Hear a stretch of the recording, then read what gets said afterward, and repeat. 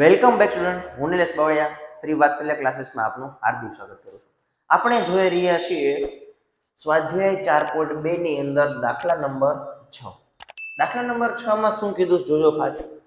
એક કુટીર ઉદ્યોગ એક દિવસમાં કેટલીક માટીની વસ્તુઓ બનાવે છે। એક નિશ્ચિત દિવસે જણાવ્યું કે પ્રત્યેક વસ્તુની ઉત્પાદન કિંમત રૂપિયામાં તે દિવસે ઉત્પાદિત વસ્તુના બમણા કરતા 3 વધુ હતી। બમણા કરતા 3 વધુ હતી। જો તે દિવસે ઉત્પાદિત ખર્ચ 90 રૂપિયા હોય, એટલે કે જે દિવસ આપણે નિશ્ચિત કરવામાં આવ્યો છે તે દિવસનો ખર્ચ 90 રૂપિયા હોય, તો ઉત્પાદિત વસ્તુની સંખ્યા અને પ્રત્યેક વસ્તુની ઉત્પાદિત કિંમત શોધો। દાખલો થોડો અટપટો છે પણ બહુ ઈઝી છે। વસ્તુ આપણને કીધી છે, વસ્તુની કિંમત એના બમણા કરતા 3 વધારે છે। તો ધારી લઈ સૌપ્રથમ, તો ધારો કે વસ્તુ નિશ્ચિત દિવસની વસ્તુ x જેટલી છે। કેટલી? x જેટલી છે। હવે એની કિંમત કેટલી આપી છે? તો તેના બમણા કરતા 3 વધુ છે। આથી વસ્તુની કિંમત કેટલી થશે? જો બમણા કરતા 3 વધુ હોય એટલે બમણા 2x અને પ્લસ 3 કેટલી છે? વધારે છે, તો આટલા રૂપિયા થશે છે, બરોબર।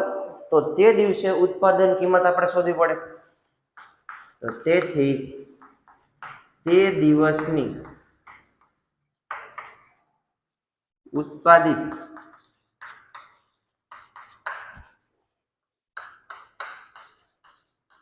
વસ્તુ ટોટલ કેટલી થશે? તો કે x ગુણ્યા 2x પ્લસ 3 આટલા રૂપિયા વસ્તુની કિંમત, વસ્તુની ઉત્પાદિત વસ્તુની કિંમત રૂપિયા છે। આપણને ખબર નથી, 2 ગણા કરતા 3, કારણ કે x જેટલી વસ્તુ ઉત્પાદન કરે છે તે દિવસે, એટલે આટલા રૂપિયા ટોટલ થઈ જાય। પણ એ દિવસના રૂપિયા કેટલા છે? 90 રૂપિયા। હવે આનું સાદું રૂપ આપીએ તો શું થઈ જાય? જુઓ, અહીંયા હું લખું છું x ગુણ્યા 2x એટલે 2x સ્ક્વેર પ્લસ x ગુણ્યા 3 એટલે 3x આવું થઈ જાય। હવે આને બરાબર શું કીધું છે? કે 90 રૂપિયા। તો તેથી કે 2x સ્ક્વેર પ્લસ 3x બરાબર 90। 90 ને બરાબર ની આ બાજુ લઈ લે શું થઈ જાય? તો 2x square plus 3x minus 90 બરાબર 0 આવું થઈ જશે। હવે જોવો જોઈએ, અહીંયા એક આપણને દ્વિઘાત સમીકરણ બની ગયું। આના અવયવ પડે છે, કઈ રીતે? તો કેવી રીતે પાડવા જોઈએ? મેં ઇન્ટ્રોડક્શનના વિડીયોની અંદર સમજાવેલું છે કે 90 ગુણ્યા 2 x સ્ક્વેર અને અચળ પદનો ગુણાકાર 9 દુ ને 18 એટલે 180 ના એવા અવયવ પાડવાના કે 3 આવવા જોઈએ। કેટલા આવવા જોઈએ? 3 આવવા જોઈએ। કઈ રીતે પાડશો? જો ના આવડે તો થોડુંક કેલ્ક્યુલેશન તમારે કરવું જરૂરી છે। કેવી રીતે કરવું? 180 ના અવયવ પાડી દેવાના। ચલો, 2 થી ભાગ પડે એટલે 9 એટલે કે 90, હજી 2 થી ભાગ પડે 45, હવે નથી પડતા તો 3 થી, તો 15 તેરી 45, હજી પડે 3 થી, 5 તેરી 15, હવે 5 એકા 5। જોવો જોઈએ, હવે કઈ સંખ્યા વડે આપણે લાવવાના છે? 3 પ્લસ 3 લાવવાના છે। જો 5 તેરી 15, 15 અને 3 દુ 6, 6 દુ 12, 15 માંથી 12 જાય એટલે આ 2 અવયવ અને આ 15 માંથી 12 જાય એટલે કેટલા આવી ગયા? 3। 15 ગુણ્યા 12 કરો એટલે 180 આવી જાય।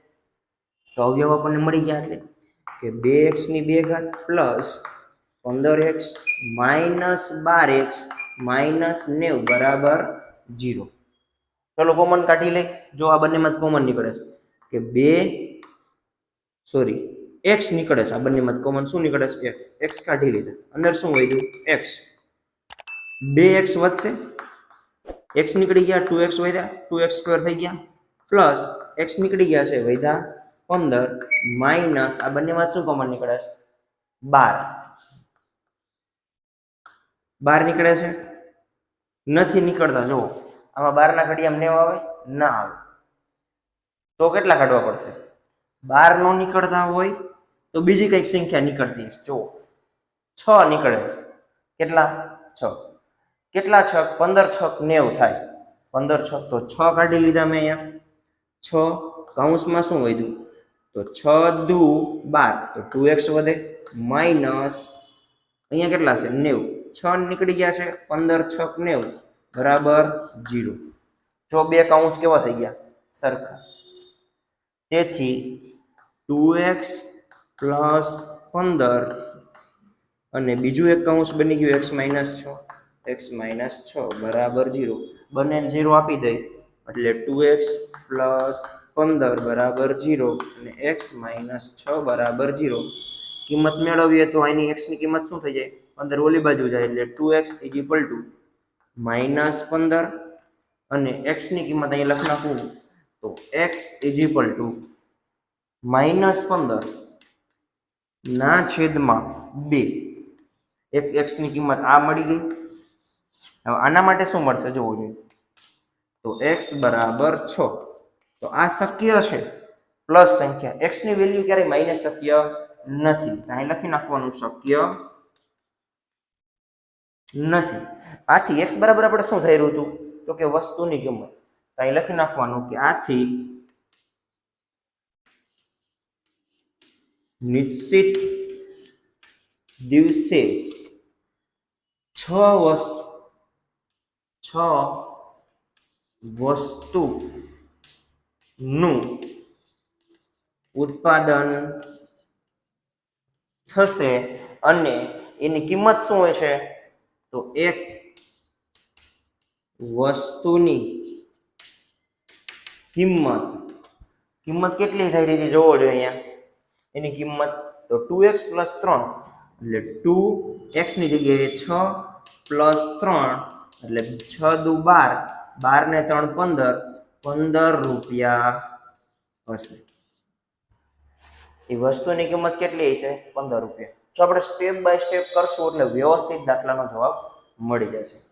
નેક્સ્ટ ક્વેશ્ચન નેક્સ્ટ વિડીયોની અંદર.